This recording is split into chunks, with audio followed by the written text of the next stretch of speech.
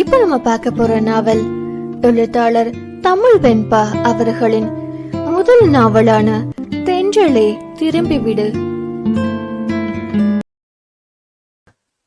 தென்றல் 31 லட்சுமியை ஆஸ்பத்திரியில் சேர்த்து ஒரு வாரம் ஆகியிருந்தது.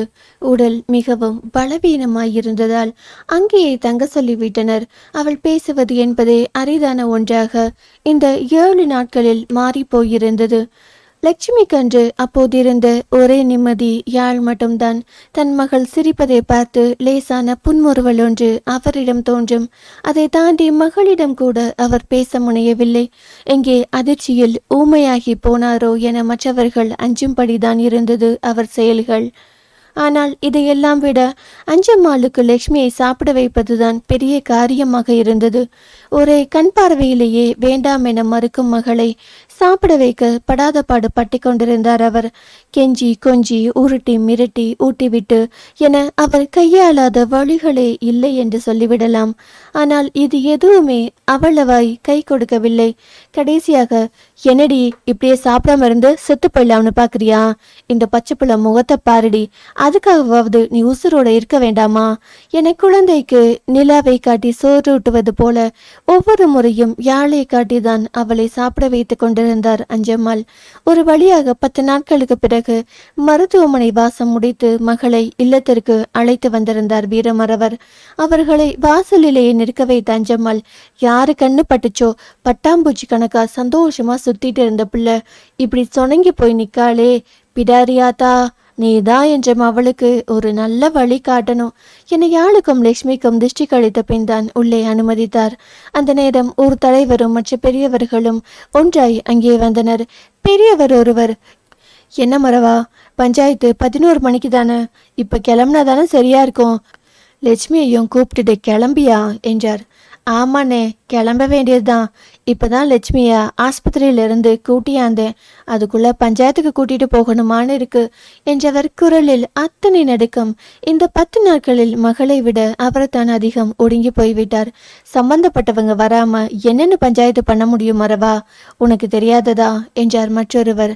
அதுக்கில்ல, நம்ம ஊர் பஞ்சாயத்துனா கூட பரவாயில்ல, அவங்க ஊர்ல எல்லாம் அவனுக்கு சாதகமா தான் பேசுவாங்க, அதான் ஒரே ரோசனையா இருக்கு என்றார் வீரமரவர். அப்படி மட்டும் பேசட்டுமே, அவங்க தலைய சீவிட்டு தான் மறு வேலை. மீசையை முறுக்கி கொண்டே சொன்னான் பாரதி. இந்த பாரதி, நீ கொஞ்சம் சும்மா இருடா.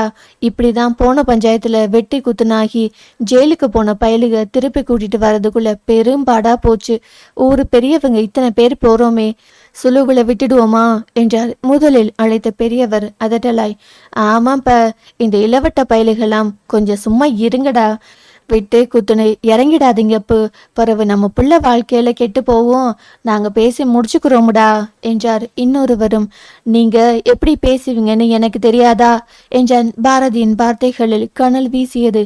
என்னடா பெரியவர்களை எதிர்த்து பேசிக்கிட்டு, வாய மூடிட்டு கூட வரதா இருந்தா வா, இல்லைனா வீட்டிலேயே இரு, எல்லாம் எங்களுக்கு தெரியும் என்றார் அதட்டலாய் மறவர்.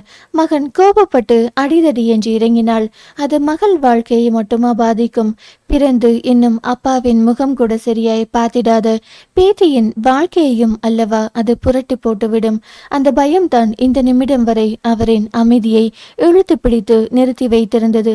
விடுப்பா மறவா, அவனுக்கும் அக்கா வாழ்க்கை இப்படி ஆகி போச்சுன்னு கவலையும் வருத்தமும் இருக்கத்தானே செய்யும். சீக்கிரம் கிளம்புங்க, பெருசா போய் இன்னைக்கு 2ல் ஒரு செய்தி தெரிஞ்சிட்டு வருவோம் என்றார் இன்னொருவர். அது இல்லைன்னே லட்சுமிய என தயக்கமாய் வீரமரவர் ஆரம்பிக்க, நான் வரேன்பா என சொல்லிவிட்டு உள்ளே சென்று விட்டார் லட்சுமி.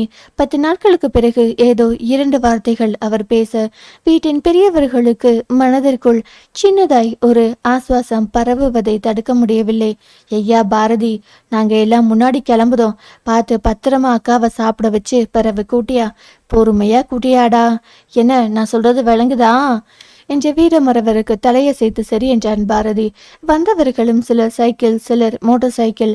அந்த ஊரில் தலைவர் புல்லட் என கிளம்பிவிட தன் நண்பர் ஒருவரின் மோட்டார் சைக்கிளில் ஏறி அவர்களுடனேயே முன்னே சென்று விட்டார் வீரமரவர். ஊருக்கு ஒதுக்குப்புறமாய் இருந்தது அந்த காளி கோவில். கொஞ்சம் பெரிய கோவில்தான். உள்ளே நவகிரக தலம் ஒன்று இருந்தது. வெளியே ஊர் பாதுகாவலாய் நினைக்கும் வீரனின் சிலை இருந்தது. அந்த கோவிலுக்கு சொந்தமாய் ஒரு பெரிய குளம், எப்படியும் ஒரு 20 படிக்கட்டுகளுக்கு மேல் இருக்கும். அந்த குளத்தில் இப்போது 4-5 தான் வெளியே தெரிந்தது. அந்த அளவிற்கு அங்கே நீர் நிரம்பி இருந்தது. அந்த கோவில் மரமாய் அடர்ந்து படர்ந்து நின்றிருந்தது ஒரு பெரிய வேப்ப மரம் ஒன்று. எப்படியும் ஒரு 100-150 வருடங்கள் கடந்த பழம்பெரும் மரம் அது. மஞ்சள் துணி கட்டப்பட்டு பெரிய குங்குமம் போட்டு வைக்கப்பட்டிருந்தது. அந்த மரத்தை சுற்றி பெரிய திடல் ஒன்று இருந்தது. ஆட்டோ ஒன்று நுழையும் அளவிற்கு நீண்ட மண் சாலை ஒன்றுதான் அங்கே செல்வதற்கான ஒரே வழி. மற்றபடி எந்த திசையில் பார்த்தாலும் வயல்கள் தான் கண்ணுக்கு தெரிந்தது. அவற்றில் நெல் நடவு செய்யப்பட்டு காற்றின் தழுவலுக்கு ஏற்ப மெல்ல அசைந்தாடி கொண்டிருந்தது. அந்த காளியம்மனுக்கு இணையாக மதிக்கப்பட்டு பயபக்தியுடன் வணங்கப்படுகிறது அந்த வேப்பமரம். அதை சுற்றியிருந்த சிமெண்ட் மேடையில் தான் அமர்ந்திருந்தார்கள் அந்த ஊர் தலைவர்கள். அந்த இடத்தில் வைத்து பஞ்சாயத்து பேசி முடித்தால் அந்த ஊரில் அனைவரும் அதற்கு கட்டுப்பட்டே ஆக வேண்டும். ஒருவேளை பஞ்சாயத்தில் பொய் கூறினாலோ அல்லது தவறான தீர்ப்பு வழங்கப்பட்டாலோ அந்த ஆத்தாவே அவர்களை தண்டித்து விடுவாள் என்பது அவர்களின் நம்பிக்கை. ஒரு புறம் முத்தரசு அவன் நண்பர்களுடன் இருக்க, இன்னொரு பக்கம் மலர் அழுது கொண்டே நின்றாள். அவள் அண்ணன் பக்கத்தில் நின்று ஏதோ அவளை திட்டிக் கொண்டே இருந்தான். அவ்வப்போது முதுகில் சில அடிகளும் விழுந்து கொண்டிருந்தது. அந்த கூட்டத்தில் இருந்த ஒரு பெண், அவள் தான் சம்பந்தப்பட்ட பெண்களை தவிர மற்ற பெண்கள் யாரும் பஞ்சாயத்திற்கு வரக்கூடாது என்பது ஒரு கட்டுப்பாடு. சலசலவென அங்கிருந்தவர்கள் ஒருவர் மற்றவர்களுடன் பேசிக்கொண்டே இருக்க அந்த இடம் கொஞ்சம் இறைச்சலாக தான் இருந்தது. என்னடா, எல்லார் வீட்ல இருந்து ஆள் வந்தாச்சா? அப்புறம் அவன் வரல இவன் வரல அப்படின்னு அதுக்கு ஒரு பஞ்சாயத்து கூட்டப்படாது சொல்லிவிட்டேன். ஏன்பா, சம்பந்தப்பட்ட எல்லாரும் வந்தாச்சா என்றார் அந்த சிமெண்ட் மேடையில் அமர்ந்திருந்த ஊர் தலைவர்களில் ஒருவர். நம்ம ஊர்ல இருந்து எல்லாரும் வந்துட்டாங்கய்யா. லட்சுமி பிள்ளையும் அவங்க ஊருக்காரங்களும் வந்துட்டா ஆச்சுங்கய்யா. அநேகமா வந்துட்டு இருப்பாங்கன்னு நினைக்கிறோம் என்றார் கூட்டத்தில் இருந்த ஒருவர். வர வர சத்தம் அதிகமாகியதை தவிர குறைவதாக தெரியவில்லை. இது என்ன சந்த கடையா? ஆளாளுக்கு சலம்பிக்கிட்டே இருக்கீக என கண்ணீர் குரலில் ஊர் தலைவர்களில் ஒருவர் சத்தம் போட சலசலப்பு கொஞ்சம் மட்டுப்பட்டது. கொஞ்ச நேரத்தில் வீரமரவரும் அந்த ஊருக்காரர்களும் வந்து சேர்ந்தனர். அதற்கும் சற்று நேரத்திலேயே பாரதி லட்சுமியை அழைத்து கொண்டு அங்கு வந்திருந்தான். அவனுடன் சேர்ந்து அந்த ஊர் இளவட்டமும் பெரும் படையாய் திரண்டு வந்திருந்தது. லட்சுமி எதுவும் பேசாமல் அங்கிருந்த குளக்கரை படிக்கட்டுகளில் சென்று அமைதியாக அமர்ந்து விட்டாள். ஏம்பா, இப்ப எல்லாரும் வந்துட்டீங்க தானே, பஞ்சாயத்து ஆரம்பிக்கலாமா என தலைவர்களில் ஒருவர் கேட்க அங்கிருந்த அனைவரும் ஒன்றாய் ஆரம்பிக்கலாம் என சம்மதம் தெரிவித்தனர்.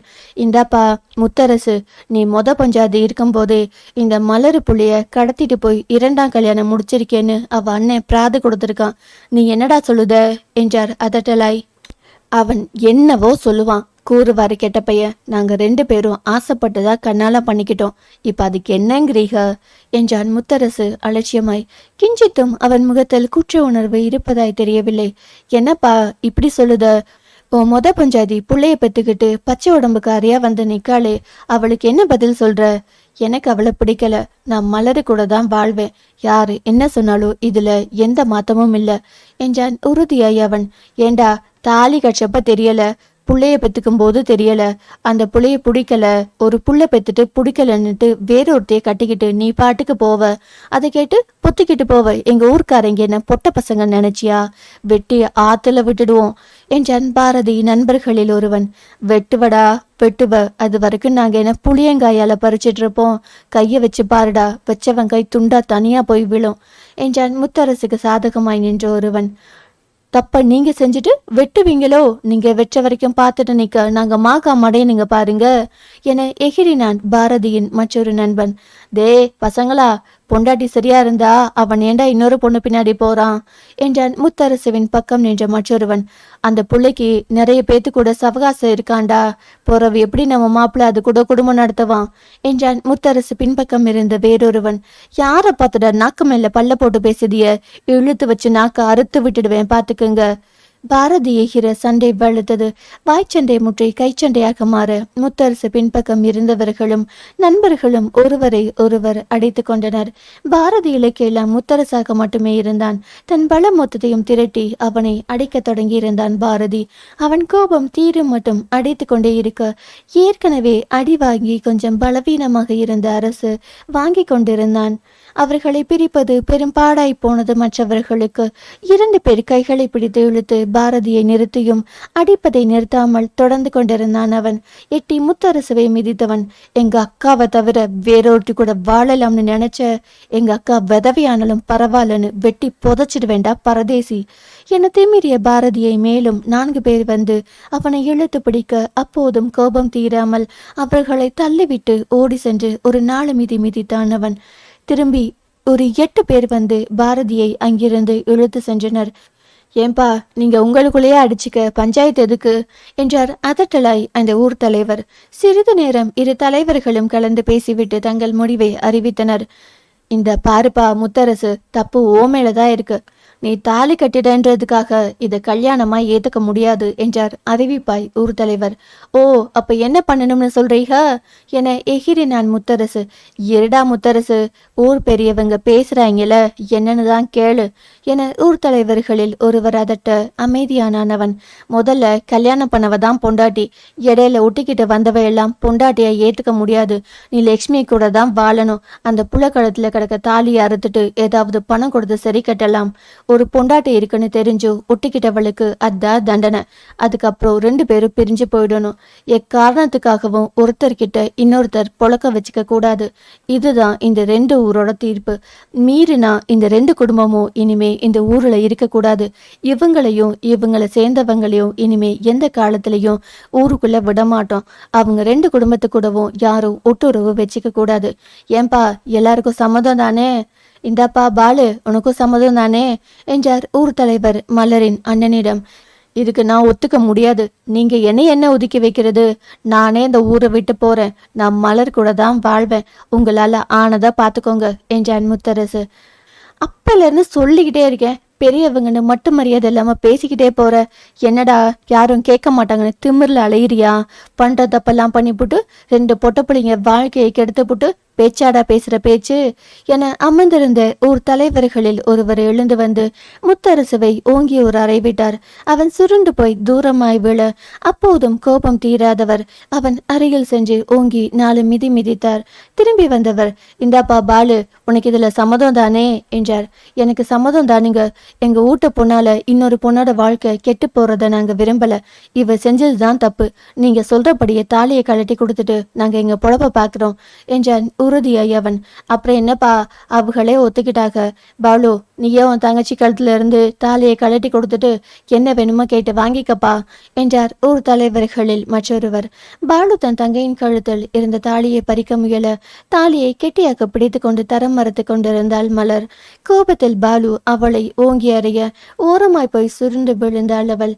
அப்படியே அவள் முடியை கொத்தாக பிடித்து தூக்கி மீண்டும் தாலியை பிடித்து இழுக்க இந்த முறையும் தாலியை கெட்டியாக பிடித்து கொண்டு தரமறுத்தாள் அவள். அதுவரை நடப்பதை பார்க்க கூட விரும்பாமல் படித்துறையில் அமர்ந்து கேட்டு மட்டும் கொண்டிருந்த லட்சுமி எழுந்து வந்தாள்.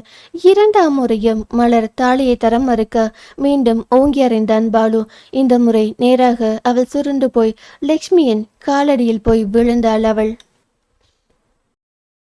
தொடரும். அடுத்த அத்தியாயம் நாளை கேட்கலாம்.